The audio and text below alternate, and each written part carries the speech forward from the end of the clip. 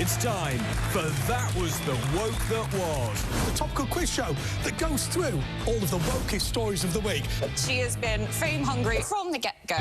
Saturdays at 9 on TalkTV.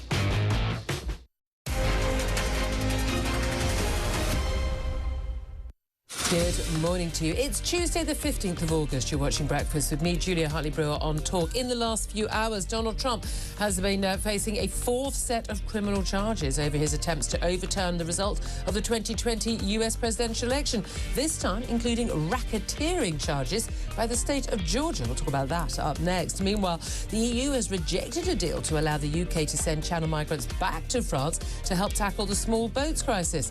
And the weight loss jabs will be prescribed to obese patients on the NHS app without the need to see a doctor.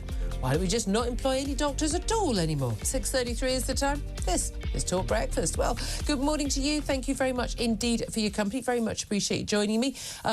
As always, plenty to talk about. Doesn't matter. Middle of August, still plenty going on. And we will be talking lots and lots about what is going on in terms of the migrant boat crisis. Going to talk to our reporter, Ollie, who is out and about on the channel.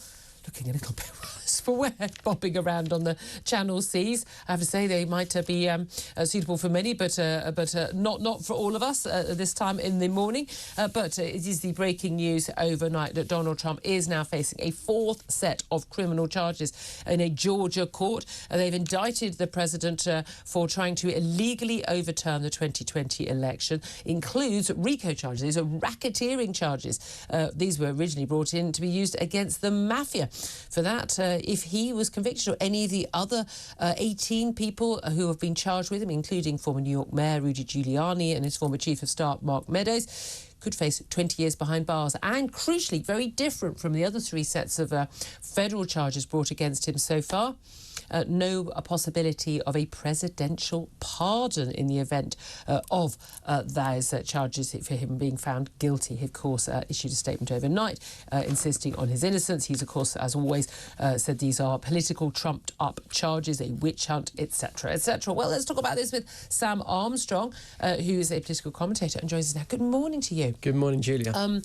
I mean, these charges are quite extraordinary. These racketeering charges, we're looking at 19 people in total, 41 count indictment. This means a total of 78 criminal charges in total against four different sets of criminal charges in different states, federal charges and others against Donald Trump.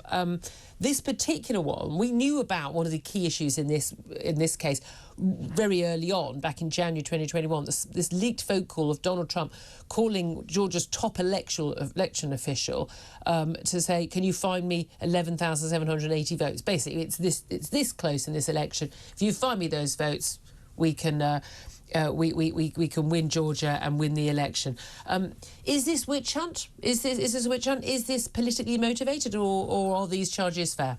Well, it's certainly pretty thin gruel. Is it? Well,